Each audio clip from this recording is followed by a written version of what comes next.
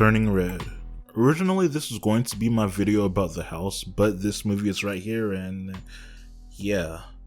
I don't normally talk about films, let alone Disney stuff. That's normally a JMash97's forte, but so many people are either loving this or hating this, and I'm here to say it's such a normal movie to have such controversy going around about it. I am so confused. Turning Red is the newest film created by Pixar, directed and pitched by Domeshi. Genuinely, I'm so sorry if I butcher your name, but I probably should have googled it if I wanted to say it correctly.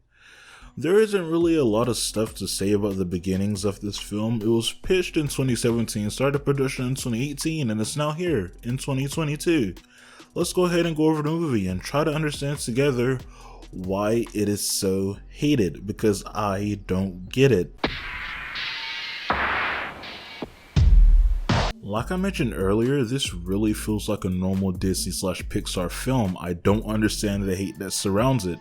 The movie starts us off by having the main character May monologue about her life story, which I don't get, because I'm sitting here trying to immerse and not watch somebody make a vlog about their everyday life. We find out her parents are strict and don't know that she's such a quirky girl and not like the rest of the students at her place, and her friends are just as quirky as she is. It's really seeming like a normal kid's film. I don't know what all of the whole, oh, this is so hard to relate to stuff is about. Like, I don't get it. The takes.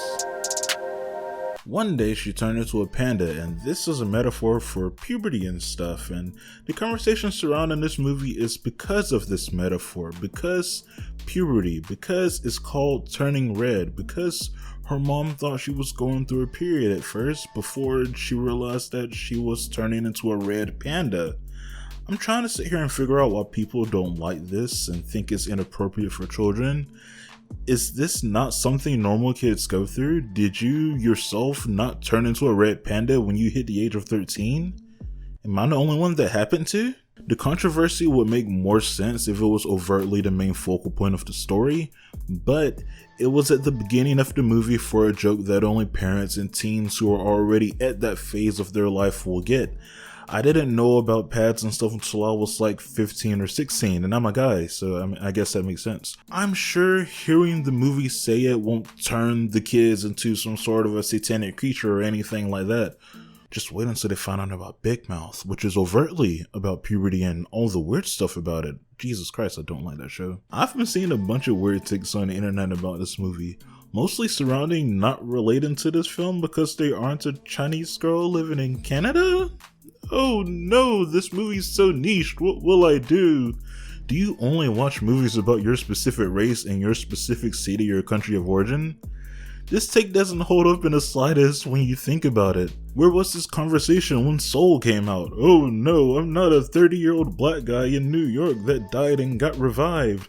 I'm gonna rate this a low score because of that. What about the Avengers? In any superhero movie or show, you inherently cannot relate to them because you don't have powers or amazing technology. Okay, alright. Tangent over. Well, we will get back to this, but tangent over for now. Let's get back to the movie, let's get back to the review. Turning into this panda hurt me. She already feels as if she's an outsider, and this is just making her feel even worse. And it doesn't help that she has a strict and overbearing mom that she feels pressured to please constantly. Basically everybody found out she was a panda, and she cried even more. This really just feels like such a typical coming of age story about someone growing up and trying to accept themselves for who they are. It's such a normal movie. I don't get why this has so much hate. It's such a normal film. Her and her friends want to go to this concert, so they come up with the idea about using May's panda powers to their advantage and making money from that. And everything is going so well, so happy-dappy, so super cool, until they found out the ritual to get rid of the panda spirit is on the same day as the concert. Oh, and her mom found out she was transforming all willy-nilly, but her mom blamed her friends and not her because she doesn't get the fact that kids act differently around their friends than they do their parents. I get it, really. Going through school, a lot of teachers said I was like, oh, I'm the quiet person. I don't normally bother anybody, which is very different from what my friends used to say, which is that, oh, I'm loud, I'm weird, I can't freaking shut up about anything. It's such a normal thing that most kids go through, and most parents should understand because they were kids at some point and they probably don't act the same around everybody either.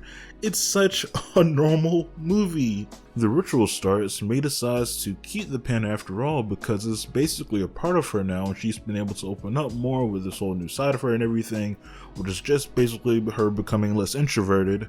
Her mom tries to stop her. She says she's gonna live her life the way she wants to and not the way her mom wants her to live it.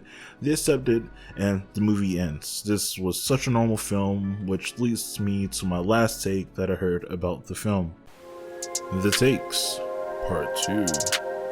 I've also heard on the internet that this movie teaches kids to disobey their parents. No, it just doesn't.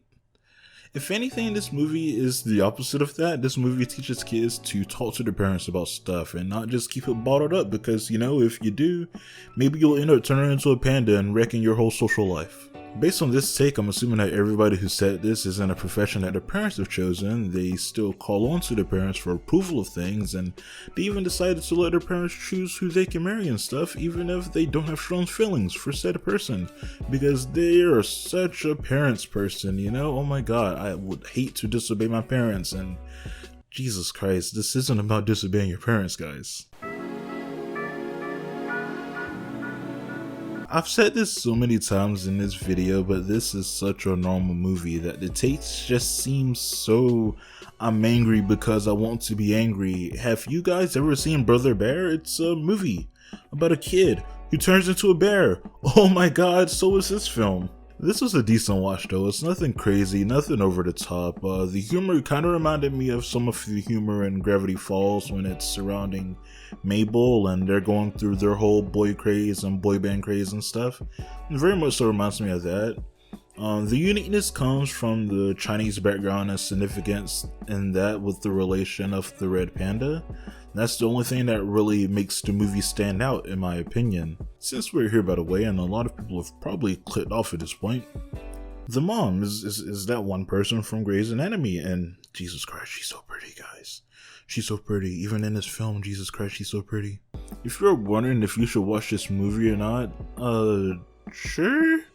There's nothing wrong with this film, but it was more fun for me to see how all of these takes held up rather than just watching it to enjoy it myself. But you could have a different experience from this. You could be very different from me. Oh my god, we're all humans at the end? But yeah, that's basically it. I hope you guys like this. Like, comment, subscribe, like I always say, yada yada yada. You get the idea at this point. And I'll see each and every one of you around next time. Goodbye.